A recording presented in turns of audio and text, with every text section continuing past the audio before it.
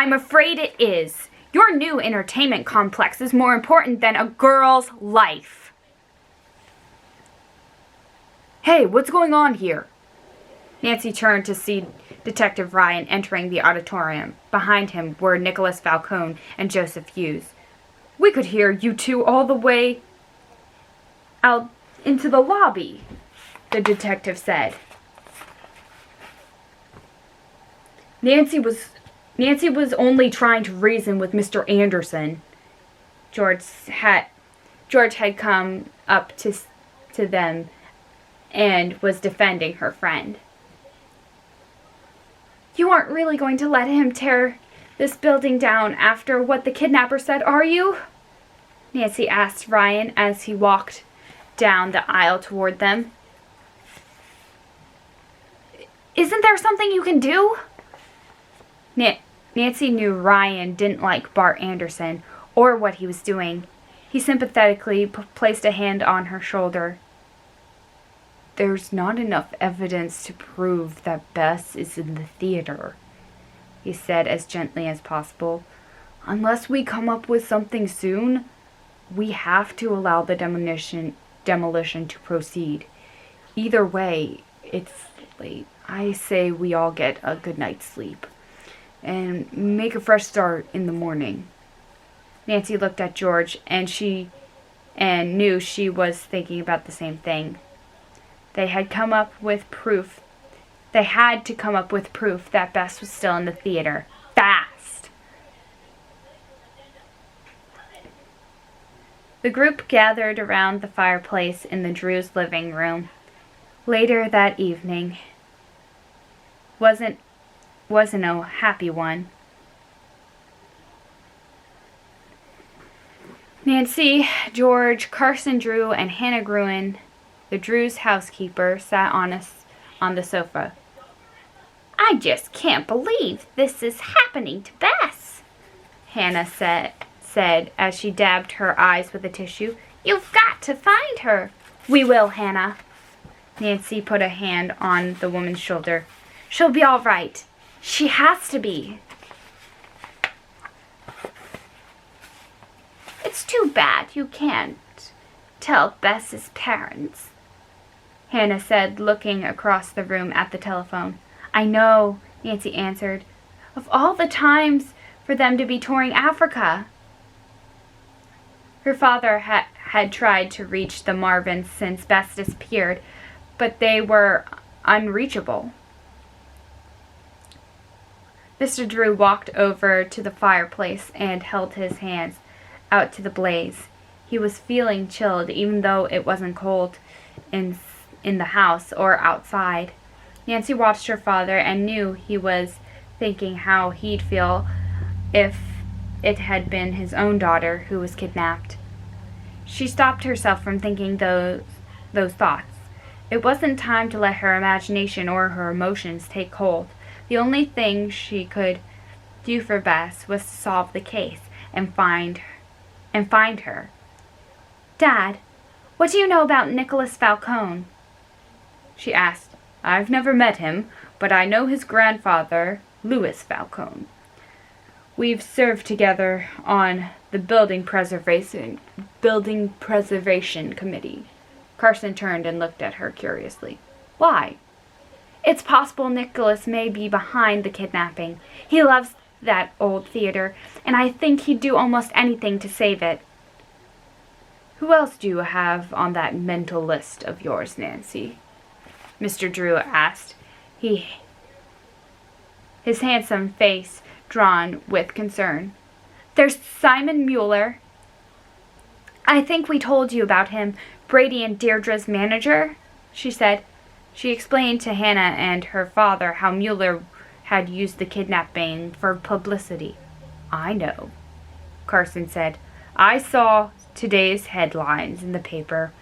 But do you think that's motive enough to do something as serious as kidnapping?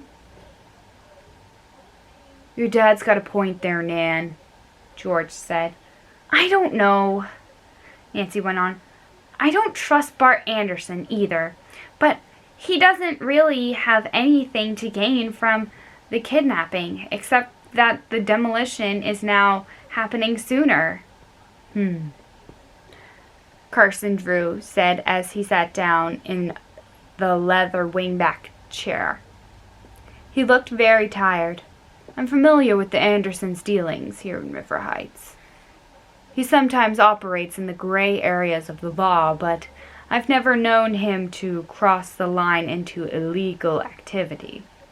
Nancy was about to ask her father about what else he knew about Anderson when the doorbell rang. Who could that be at this hour? Hannah asked, hurrying into the entrance hall. I'll get it, Hannah, Nancy said, following her. When Hannah opened the door, they saw a young man standing on the porch with a wreath of flowers in his hands. Hi, I'm from Blossoms and Beau's florist shop, he said. He wore a sheepish, confused look on his freckled face. I'm supposed to deliver this to Nancy Drew? Nancy stepped forward to receive the flowers. A cold shock washed over her face when she realized it was they were no ordinary bouquet. This is a funeral wreath, she said. Who sent this? She asked, her voice tight with tension. I don't know, the boy said. There was an envelope shoved under the shop door. It had some money in it and instructions about what kind of wreath to send, where and when. I had to take it home with me and deliver it tonight. Look, Nancy, Hannah said. There's a card with it, too. She pointed to a dark purple envelope and stuck up from the middle of the wreath. Nancy plucked the card from the flowers and ripped the envelope open. Everyone leaned over her shoulder as Nancy read the big block letters out loud. Don't want to hurt the girl, but if the Royal Palladium dies, she will be killed too. The next morning, Nancy couldn't stop thinking about the funeral wreath as she and George made their way past a small group of teenagers who had come to the theater hoping to catch a glimpse of their beloved Brady. Nancy quickly scanned the line of picketers to her right, and she saw that Nicholas wasn't with them this morning. Could he have sent that wreath? He had to be her number one suspect because he had the strongest motive. But then, too, Simon Mueller had the studio emulate 2 stops on his Stars tour so they could remain in River Heights longer to capitalize on the publicity. The studio guard who was posted at the door allowed the girls to pass without questions. He recognized them from the day before. As they entered the lobby, they saw Joseph Hughes polishing the brass handrail on the staircase up to the balcony. Nancy's heart went out to him. The building was scheduled to be torn down in 2 days, but he was still giving the place its usual care. Good morning, Joseph, she said. He looked up from his work. Good morning, young ladies, he said. Heard anything new about Bess? No, George replied. We were hoping you had. Maybe you had. Nothing. Not a thing. I slept in the office all night, hoped maybe that fella would call again, but... And I could talk to him into letting her go, but nobody called or came by. Thanks for staying, Joseph, Nancy said. You're a good friend. Nancy was about to look for Detective Ryan when Joseph stopped her with a raised hand. You know, I can't believe it. but I almost forgot to give you this." He reached into his pocket. "Last night when I was vacuuming in the leading lady's room, I found something on the floor. I don't know if it belongs to Bess or not." He pulled something out of his pocket that caught the light and glistened like a miniature chandelier. George gasped. "Oh, Nancy," she said. "It's Bess's rhinestone earring." Chapter 6. "She's here," Nancy said 10 minutes later as she triumphantly dangled the earring and note from the wreath in Detective Ryan's face. "Here's all the evidence you need to halt the demolition." "Where did you find these?" Ryan said curiously. "Joseph found the earring last night in the leading lady's dressing room," George said. "And the note was delivered to Nancy's house with a funeral wreath." The detective shook his head. "I'm sorry, but all the earring proves is that your friend was here, not that she still is. And the note doesn't state that she's here, only that if the theater dies, she will too." Nancy and George and Detective Ryan were standing in Joseph's office, all looking frustrated. Nancy carefully put the card back into its purple envelope and shoved it back into her purse. "I'm sorry, Nancy, George, but I need positive proof that she's here." George turned her back on them and stretched. Nancy knew that the experience was beginning to take its toll on her friend. "So," George said, facing them again, "what you're saying is that we've got today and tomorrow to find Bess, because after that this building is going to be torn down, with my cousin in it." "Please," Detective Ryan said, "believe me that I'm on your side. I understand your concern, but we've searched this place from top to bottom, and we can't find her. I have to assume she isn't here." "And Bart Anderson is more important than one missing girl?" Nancy asked pointedly. "Look, if we find out who took her and where she is, Anderson won't matter, but until then, well, yes." Ryan stood up. "I can't hold up this project without something more concrete than an earring and a note." Nancy sank wearily down onto the desk chair. "But we don't have enough time." "We'll find her, Nan." George's voice was determined. "Maybe Nicholas will succeed in pulling strings at City Hall to stop the demolition." "Nancy," the detective's eyes were kind but full of concern, "I really do understand, and I'm sorry. I have to get back downtown now, but I will leave some people here to keep searching for your friend." Then Detective Ryan left the office. Nancy turned to George. "Okay," she said. "We've got to move into high gear. I'm going to try to find out about Mueller. You learn all you can about Nicholas and keep an eye on him if he comes to the theater. See if he does anything suspicious." "Nancy," George began. "I know what you're going to say, George, but we can't rule him out. Not yet." George shrugged, and she and Nancy headed out of the office.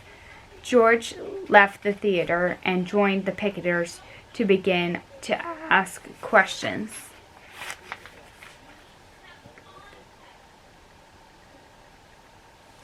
Judging from the group of fans outside, Nancy figured Brady Armstrong was probably around the theater somewhere. They followed him wherever he went.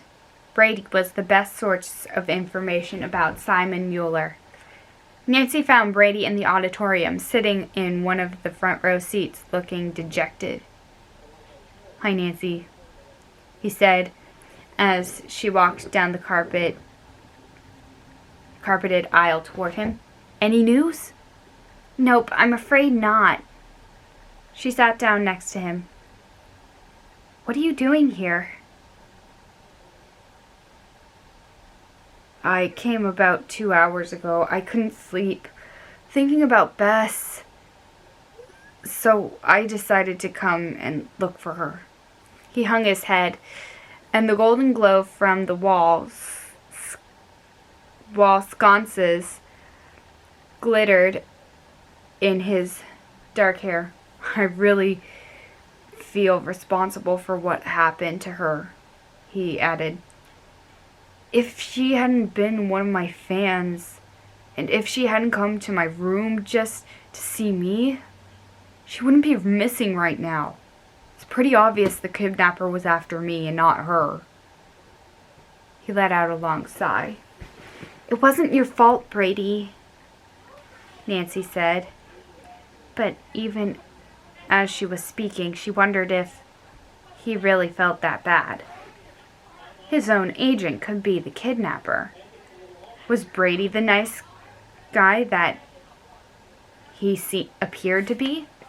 Or was this the image that Simone Mueller had shaped for the public? I just wish I could do something that would help, he said. Maybe you can, she replied. Would you answer some questions for me? I'll try. His green eyes sparkled eagerly. It's about Simon Mueller. Suddenly, the interest in his eyes died, and he looked away. What about Simon? He asked distractedly. Nancy took a deep breath. She could tell it wasn't going to be easy. Do you think he would attempt a kidnapping as a publicity stunt? Why would you ask a thing like that? Brady asked defensively. Nancy noticed how uncomfortable the questions had made Brady. Because he wasted no time in making the most of this opportunity. Brady shrugged. Simon's a good agent and manager. He's smart. That doesn't mean he's a kidnapper.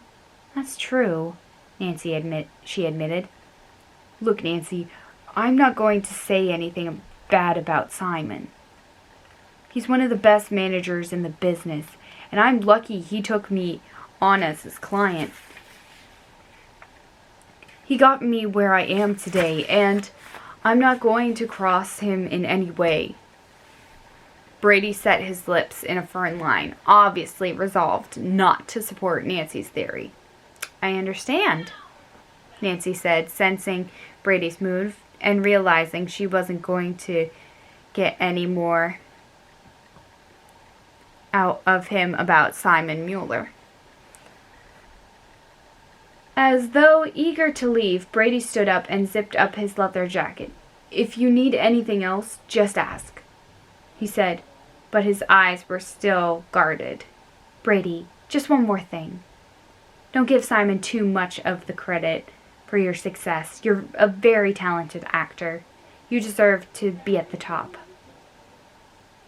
He smiled and said, Thanks, Nancy. But the more I learn about this business, the more I realize it's more complicated than that. Brady stood up and put his hand on her shoulder. Still, thanks for the good words. He turned and walked up the aisle toward the exit.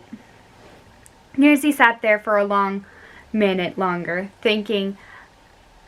Out of the corner of her eye, she saw a movement on the stage. One of the red velvet curtains had rustled ever so slightly. Someone had been eavesdropping on their conversation.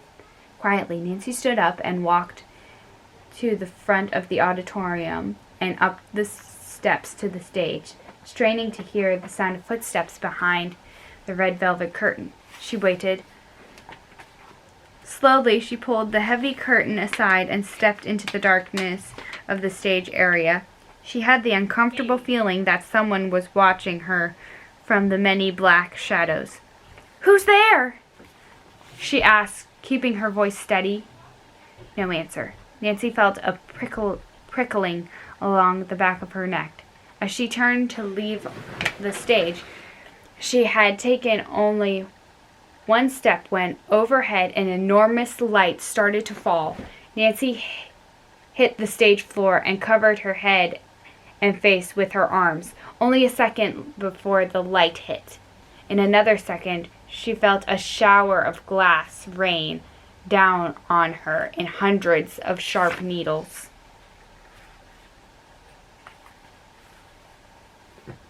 Chapter 7.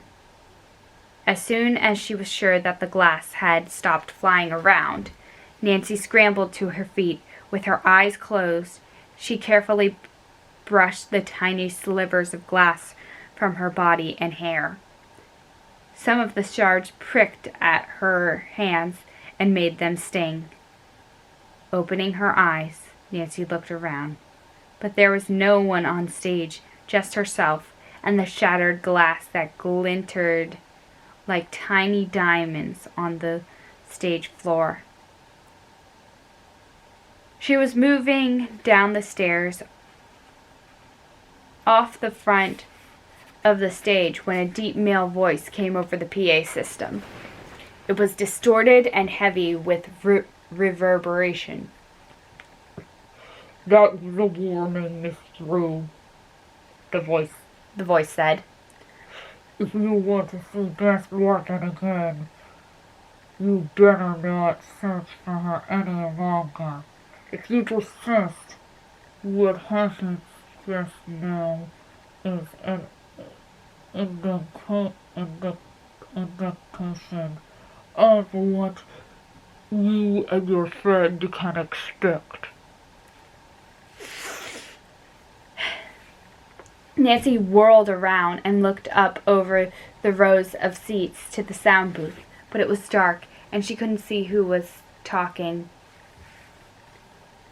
He was in there, in the booth. Now she had a chance to catch him. Wasting no time, Nancy raced through the auditorium and looked out into the lobby. When she reached the stairs to the balcony, she took them two at a time. At the top, she turned to the left and plunged into the small room that functioned as the sound booth. He wasn't going to get away this time, but he already had. The room was empty. Whoever it had been had left the power on the switchboard. 6 or 7 tiny lights glowed like twinkling red lights in the darkness. As Nancy stood there in the empty room, she could still feel the kidnapper's presence. She was completely discouraged. He had been so close within her grasp, but she had missed him. 15 minutes later, Nancy walked into the Tudor, a posh hotel just around the corner from the theater. She was going to find Simon Mueller and get some answers. She asked the front desk to ring his room, but Mueller didn't answer. Stalling again, Nancy thought. But no, that meant Mueller could have been the one who dropped the light in the theater.